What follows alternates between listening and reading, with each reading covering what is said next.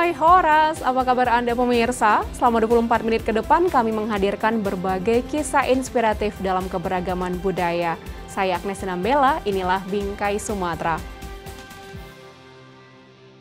Forum Kerukunan Umat Beragama atau FKUB Kota Medan melakukan outbound kerukunan remaja lintas agama di lokasi wisata Pantai Cermin Kabupaten Serdang Bedagai.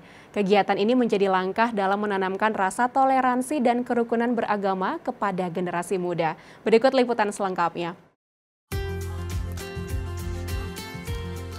Kalau berteman itu tidak usah membeda-bedakan karena semuanya itu sama, yang beda itu cuma keyakinan saja.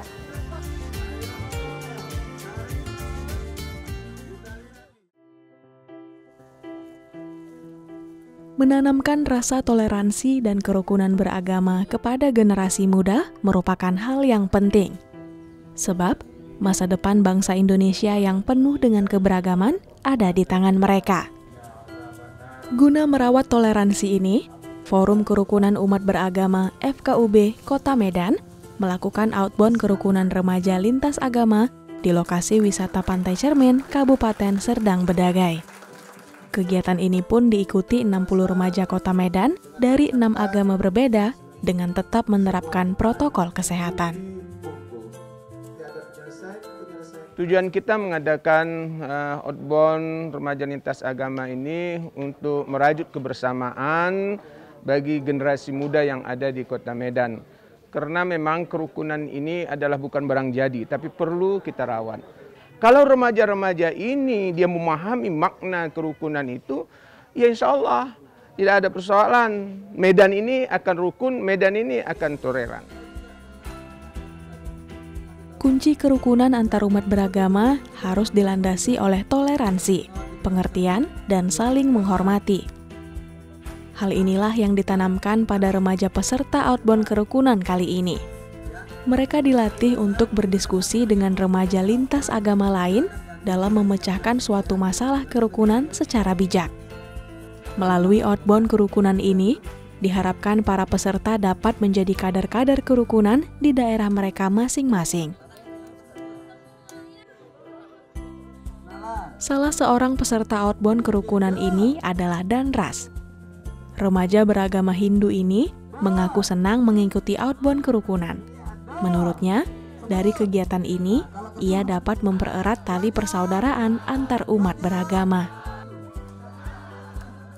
Tanggapan saya tentang kegiatan hari ini sangatlah positif karena di sini 6 agama yang berada di seluruh Indonesia ini bisa menjadi satu gitu. Jadi kita bisa meningkatkan tali persaudaraan terhadap perbedaan keyakinan dan budaya inilah. Jadi saya rasa ini sangat bagus untuk kedepannya. Jadi sehingga masa depan kita itu yang khususnya untuk kaum milenial bisa lebih rukun gitu dalam umat beragama. Harapannya ke depan semoga di umat beragama yang ada di Indonesia ini semua saling rukun dan harmonis untuk kedepannya.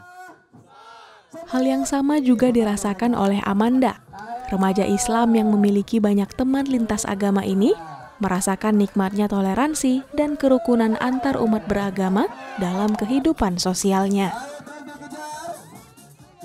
Saya punya teman namanya Kesha, dia agamanya Kristen. Saya juga punya teman namanya Franz dari Nias Akur, kayak sahabat. Seru, bisa mengenal lebih banyak teman, terus bisa saling menghargai walaupun beda agama, bisa bertoleransi juga. Menanamkan jiwa toleransi dan merawat kerukunan antar umat beragama merupakan tugas kita bersama demi mempertahankan harmoni dalam kehidupan. Saya Danras, saya agama Hindu, saya Indonesia. Saya Yeni dari agama Kristen, saya Indonesia. Nama saya Wahid, saya beragama Islam, saya Indonesia. Saya Rani, saya Buddha, saya Indonesia.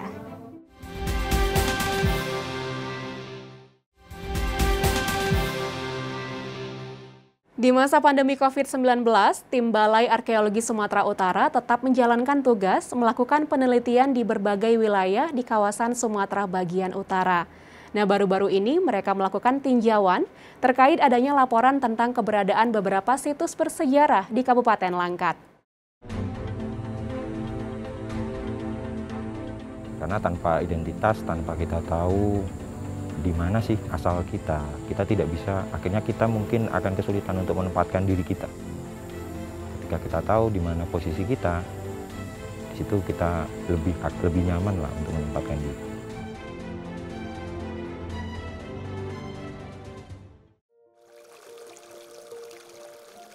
Di masa pandemi, para peneliti dari Balai Arkeologi Sumatera Utara terus menjalankan tugas melakukan penelitian dan peninjauan terhadap temuan-temuan situs bersejarah di Sumatera bagian utara.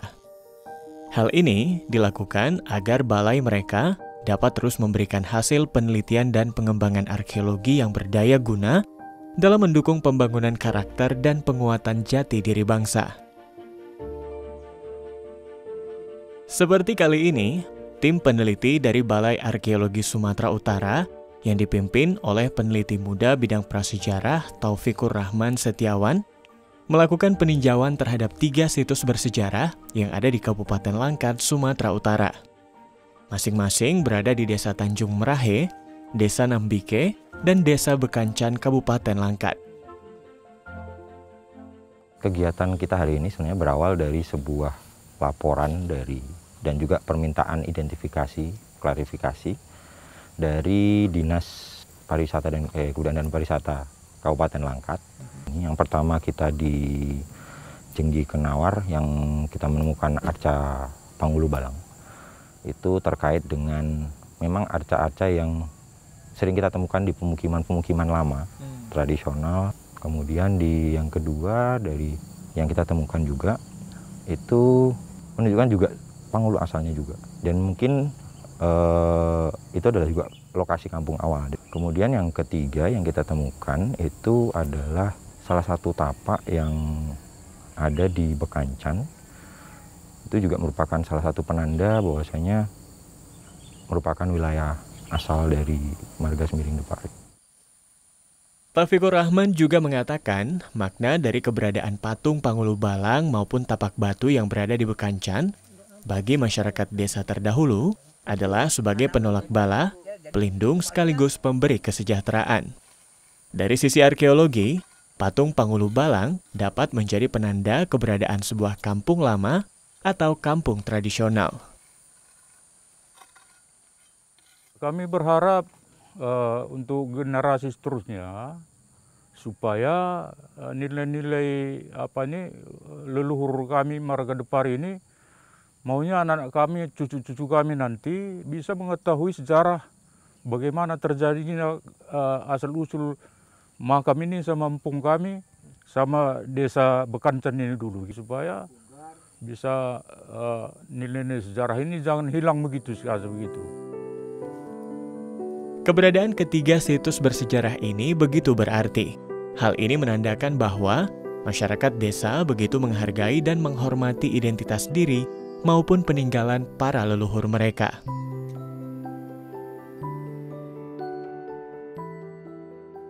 Kota Sibolga Nauli, Sumatera Utara dijuluki sebagai kota berbilang kaum yang dihuni beragam etnis dan agama.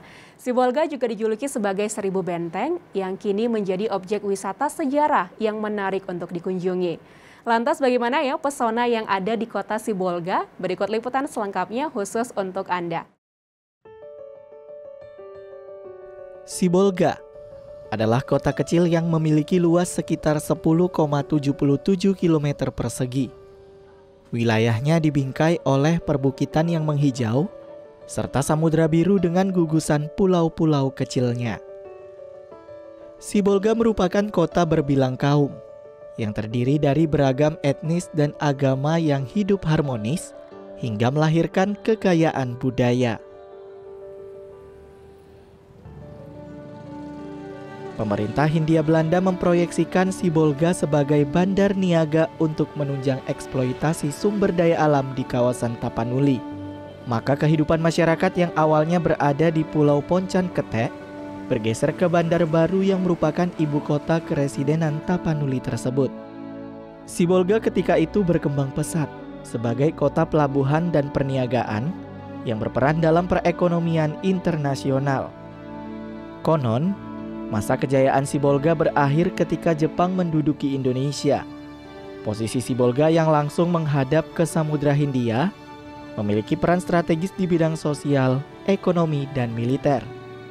Maka Jepang membangun sejumlah benteng pertahanan dan bunker untuk menghadang serangan musuh. Benteng-benteng peninggalan bangsa penjajah tersebut kini menjadi objek wisata sejarah yang menarik untuk dikunjungi.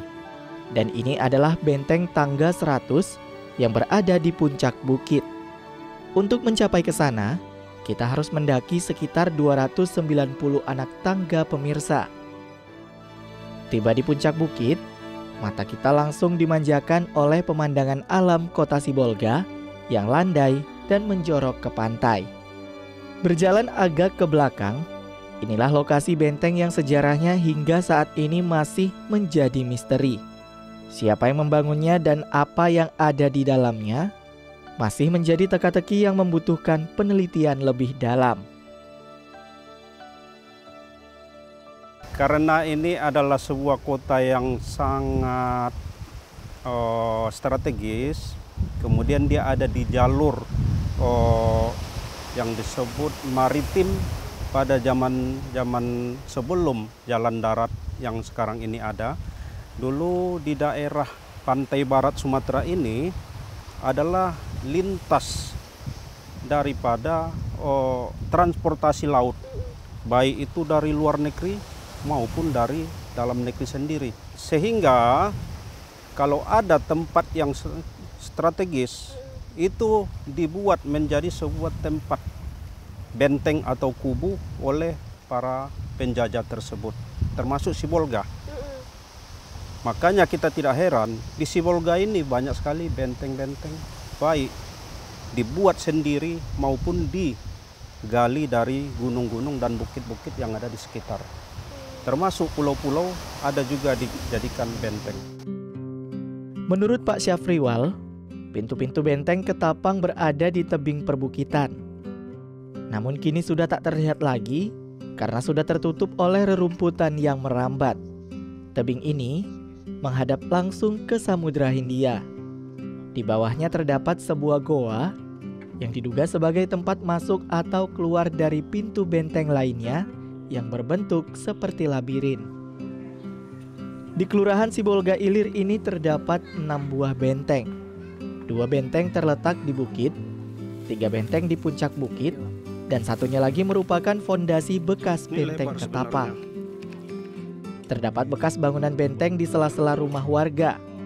Beberapa di antaranya telah menjadi fondasi rumah. Sementara nasib yang lainnya tak lebih baik karena terbengkalai dan dipenuhi sampah. Padahal benteng Bukit Ketapang ini sangat berpotensi jika dikembangkan menjadi objek wisata kota Sibolga. Selain kisah sejarahnya yang dapat membawa kita kembali ke masa lalu, pemandangan alamnya juga menjadi daya tarik yang mempesona.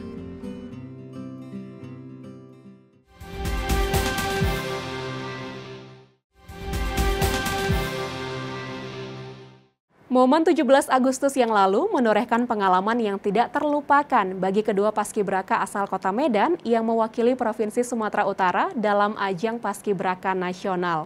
Mereka adalah Ardelia Mutia Zahwa dan Rivaldi Prayoga. Spesial merayakan Sumpah Pemuda, kami menyajikan kedua paskibraka inspiratif ini dalam segmen Sekitar Kita.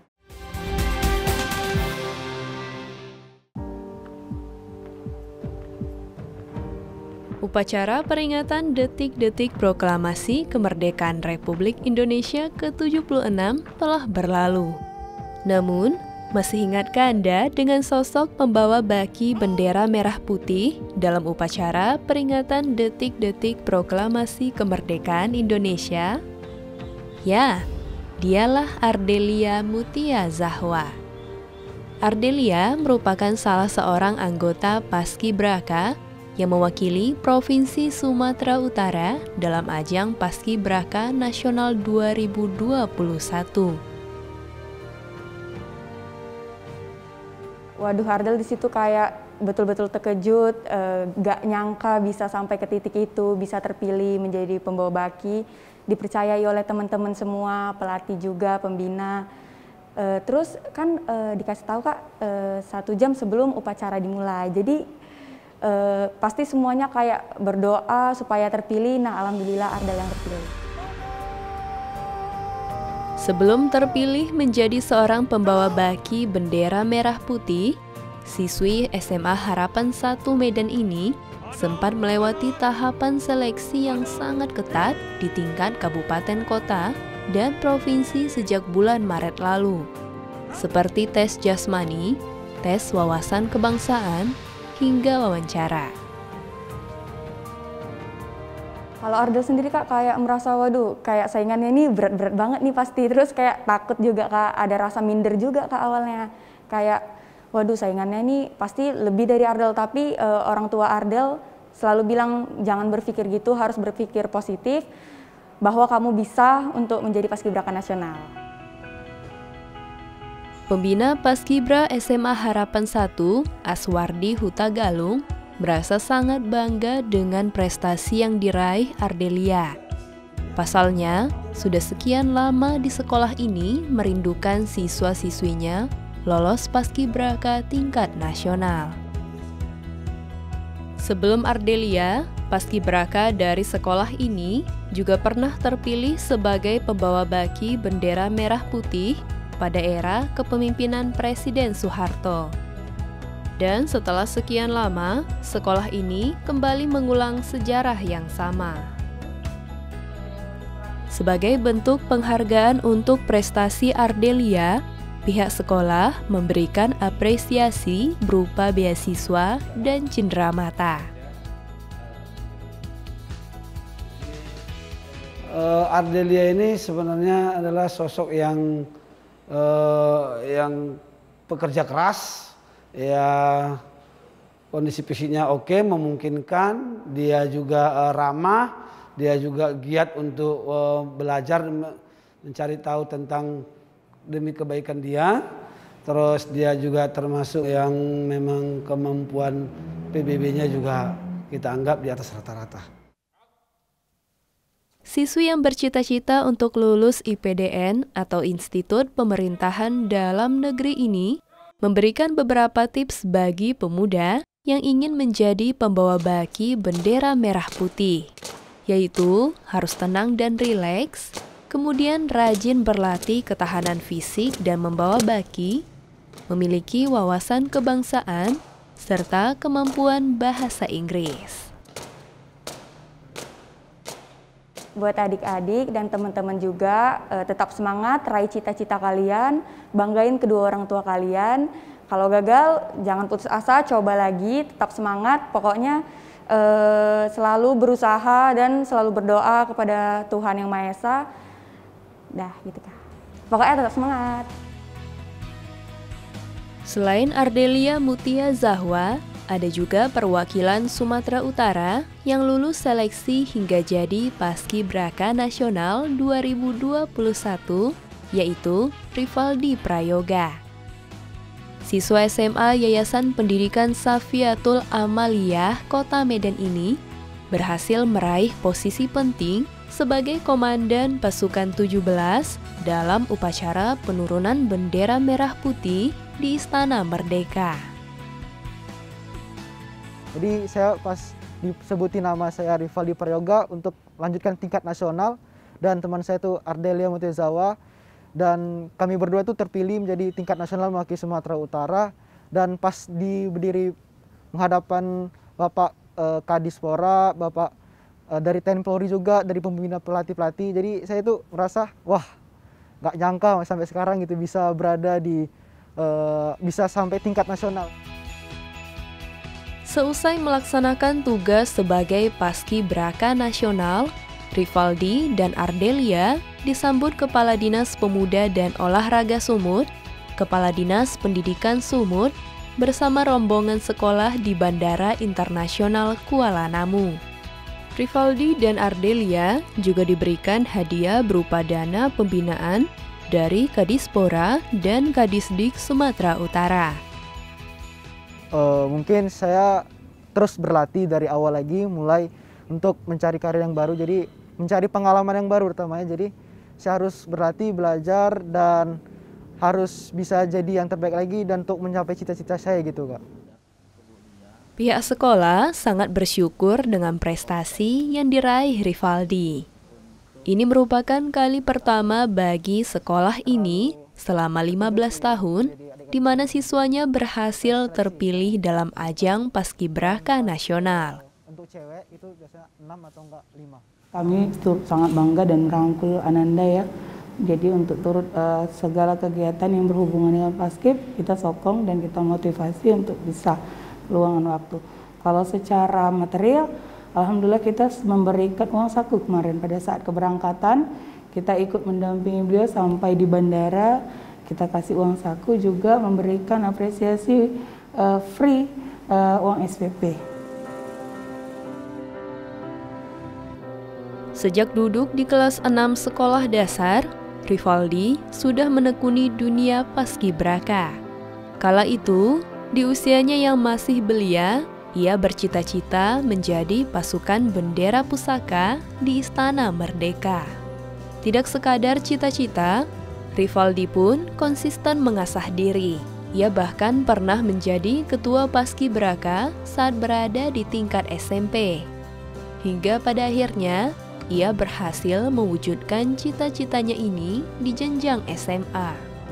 Sebagai orang tua Rivaldi, Yuda Prayogi terus memberikan dukungan dan doa terbaik agar anak sulungnya ini bisa meraih keinginannya di masa depan.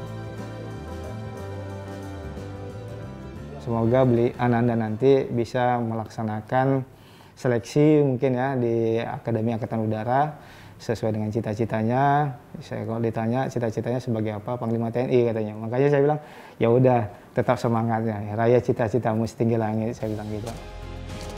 Sosok Rivaldi Prayoga dan Ardelia Mutia Zahwa adalah potret pemuda yang tidak hanya memiliki cita-cita yang tinggi, namun juga memiliki daya juang yang teguh dalam mewujudkan mimpinya.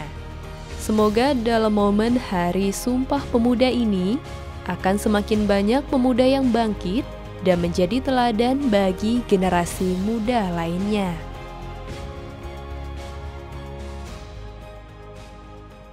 Sekian program Bingkai Sumatera. Jaga diri Anda dengan menerapkan protokol kesehatan 5M dimanapun Anda berada. Memakai masker, mencuci tangan pakai sabun dan air mengalir, menjaga jarak, menjauhi kerumunan, serta membatasi mobilitas. Tetap semangat menyebarkan kebaikan. Saya Agnes Nambela pamit. Sampai jumpa.